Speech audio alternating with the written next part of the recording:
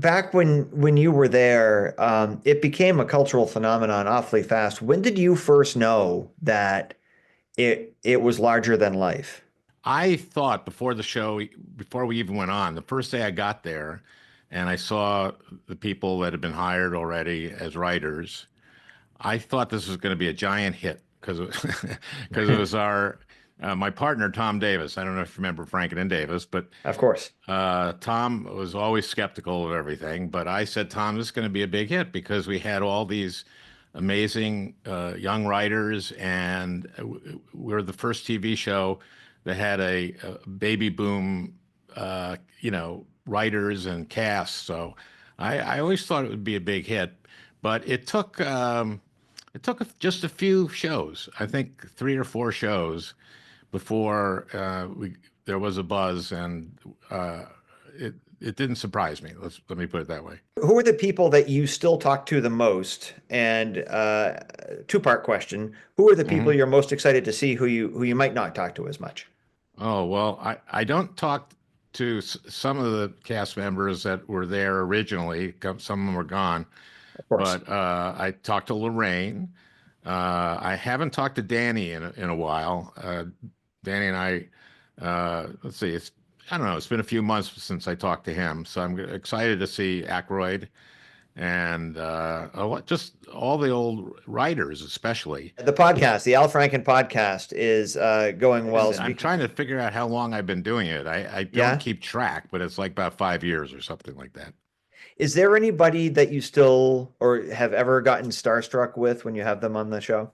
Let's see who I had Anthony Fauci on, and I was a little starstruck by him. I will Hmm. say that. I will say Yeah. that. And I remember having him, and it was right in the middle of COVID, of course. And I remember his when I got on the phone. When I got on with him, uh, they said you have 30 minutes and that's it. And I kept my eye on that clock so that even if I was in the middle of something, I was going to say, thank you. I hope to have you on again. But I know keeping to the time was important with him. He was a busy man doing important stuff. Do you still watch SNL at all? I do. I don't necessarily watch it live, but I go to YouTube, or if I'm up around and not doing anything else, I do watch it. Who impresses you on the show in the past, let's say, decade? Oh my God. Kate McKinnon, Hmm. obviously. I don't know where the cutoff on the decades is. I mean, there's That's so many okay. great cast members um, that have come through. I remember the Fred Armisen, Bill Hader, Amy Poehler, Tina Fey, Maya Rudolph. Uh, that period was a very great period, I thought, for the show. And I'm Do leaving people out that I don't mean to leave out. Oh, of course. I mean, it's impossible to list them all, of course. Do you remember the last time you were at 30 Rock for SNL? I don't. I don't remember when I went to a show the last time. But the excitement around the 50th has got to be something that's Yeah, been it'll be a circled on long your time calendar since for I've a been there. while. That's true. Yeah, Yeah. I'm really looking forward to that. Does it feel like going back to your old school or anything when you go back to 8H? Is that something that is just nostalgic, or has it changed a lot? What's your feeling like when you walk into the room? It's a lot more people than it was when I was there. Our first cast was 7 people. Hmm. So, and now I think they have somewhere in the area of around 20 people. So we had just Jane, Lorraine, and Gilda, and Garrett, and Chevy, and Danny, and Belushi. That Hmm. was it. And I think it was maybe a little easier to do the show then in an odd way because it was, you know, it, you didn't have to make sure that everybody got on. And they don't. You can't with the size of their cast now. And I think Yeah. that the cast got to do more stuff because there are only 7 of them.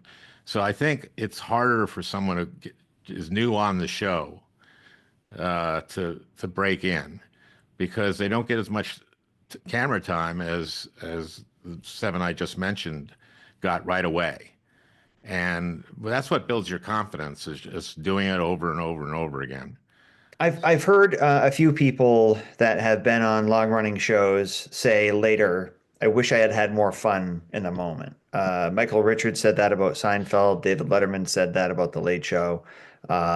Did you experience that? Did you have as much fun as you think you could have, or was it just so work driven and difficult that it was just you were doing everything you could do to make it the best it could be?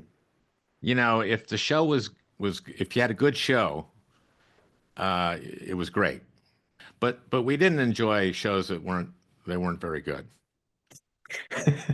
I can understand that. Yeah. Been there myself. Thank you. Yeah, I'm sorry to surprise you. No, but that was really it. We cared a lot about how the show was. The most fun I had at the show was Tuesday night, Wednesday morning, which is when we kind of wrote the sketches. That was the first draft of the show, but that was when it really, and I had not had more fun doing anything in my life as those writing sessions. Do you now that everything's available on YouTube, do you look back? I every once in a while do look for stuff. Sometimes some of it I can't find, but Hmm. old stuff I find, and I don't look for stuff that I wouldn't like, you know. But when I look back at old stuff, yeah, and I'm gonna see, obviously I'm excited for the 50th show because they'll be putting montages together of different kind. I won't spoil it. I talked to one of the writers the other day, and it's going to be a good show.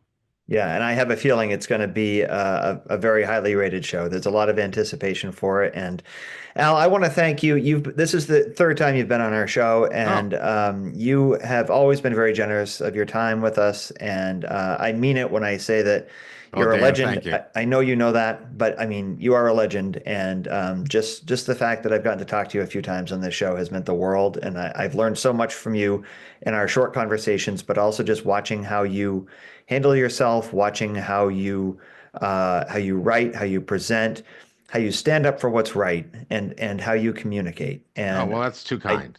I just well, but it's honest, and And I just want to thank congratulations on you. your 15 seasons. Thank you. Thank you. We're That's gonna exactly have. how many SNL years I did. Oh, is it really? Hmm. Well, it feels like it's right then. It feels like it's just the right amount of time. Yeah, well, it was right for me. It Yeah, was right for you. I think it is. We'll see. Only time will tell. But thank you again for joining us. AlFranken.com is where you can find all the details about Al and what he's up to, and also the Al Franken podcast, wherever you get your podcasts, and the SNL 50th 3 hour live special next Sunday at 8 on Wow, three NBC. hours. Yikes. And I'll be in a tux. Everybody will be in a tux. Wow. Maybe I'll wear one at home watching, just so I can feel like I'm part Well, of the crew. or gowns or a gown. I'll stick with the tux.